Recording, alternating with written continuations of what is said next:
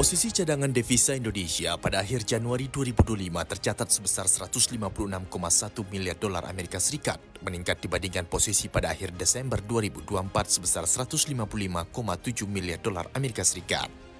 Kenaikan posisi cadangan devisa tersebut antara lain bersumber dari penerbitan global bond, pemerintah serta penerimaan pajak dan jasa di tengah kebijakan sejalan dengan berlanjutnya ketidakpastian pasar keuangan global. Posisi cadangan devisa pada akhir Januari 2025 setara dengan pembiayaan 6,7 bulan impor atau 6,5 bulan impor dan pembayaran utang luar negeri pemerintah, serta berada di atas standar kecukupan internasional sekitar 3 bulan impor. Bank Indonesia menilai cadangan devisa tersebut mampu mendukung ketahanan sektor eksternal serta menjaga stabilitas makroekonomi dan sistem keuangan.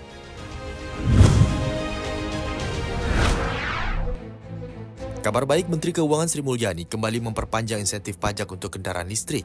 Insentif berupa pajak pertambahan nilai ditanggung pemerintah, PPN-DTP, dan pajak penjualan atas barang mewah, PPN-BM, ini berlaku sepanjang Januari hingga Desember 2025. Kebijakan ini tercantum dalam Peraturan Menteri Keuangan Nomor 12 Tahun 2025. Aturan tersebut menegaskan PPN-DTP berlaku untuk kendaraan listrik dengan tingkat komponen dalam negeri TKDN tertentu.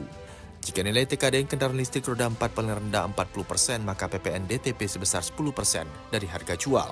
Untuk bus listrik dengan TKDN 20% hingga kurang dari 40%, PPN DTP yang ditanggung pemerintah sebesar 5%. Di sisi lain, PPN BM yang ditanggung pemerintah diberikan untuk kendaraan plug-in hybrid electric vehicle atau LCEV dengan besaran 3% dari harga jual.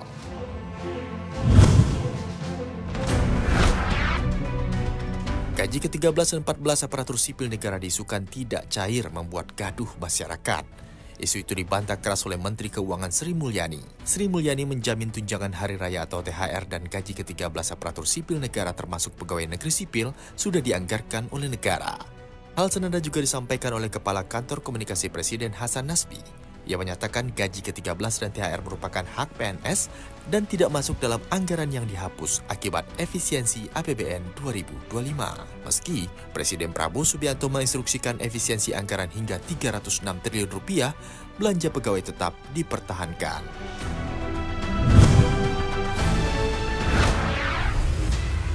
Kabar baik bagi karyawan bergaji di bawah 10 juta rupiah, pemerintah membebaskan pajak. Pemerintah resmi menerbitkan insentif pajak penghasilan PPh pasal 21 ditanggung pemerintah, DTP untuk pekerja di sektor industri tertentu. Kebijakan ini diatur Menteri Keuangan Nomor 10 Tahun 2025 dan berlaku sejak Januari hingga Desember 2025. Insentif diberikan kepada pekerja di sektor industri alas kaki, tekstil dan pakaian jadi, furnitur, serta kulit dan barang dari kulit. Hanya pekerja dengan penghasilan bruto tetap dan teratur maksimal 10 juta rupiah per bulan, serta pekerja tidak tetap dengan penghasilan maksimal 500 ribu rupiah per hari yang berhak mendapatkan insentif ini. Pemerintah menegaskan kebijakan ini bertujuan untuk menjaga daya beli masyarakat, serta menjalankan fungsi stabilitas ekonomi dan sosial.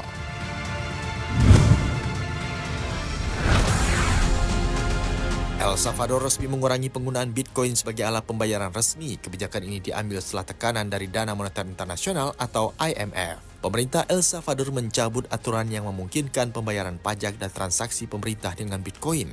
Tak hanya itu, negara juga menarik diri dari pengelolaan Sivo Wallet, dompet digital yang sebelumnya digunakan untuk transaksi kripto. Dengan reformasi ini, penggunaan Bitcoin kini bersifat opsional, tidak lagi wajib seperti sebelumnya. Bisnis dan lembaga publik tak lagi harus menerima Bitcoin sebagai alat transaksi. Perubahan ini diambil seiring upaya El Salvador mendapatkan pinjaman 1,4 miliar dolar Amerika Serikat dari IMF. Langkah tersebut diperkirakan berlaku 90 hari setelah resmi diterbitkan. Pada 2021, Presiden Nayib Bukele mengadopsi Bitcoin sebagai mata uang resmi dengan harapan menciptakan sistem keuangan inklusif.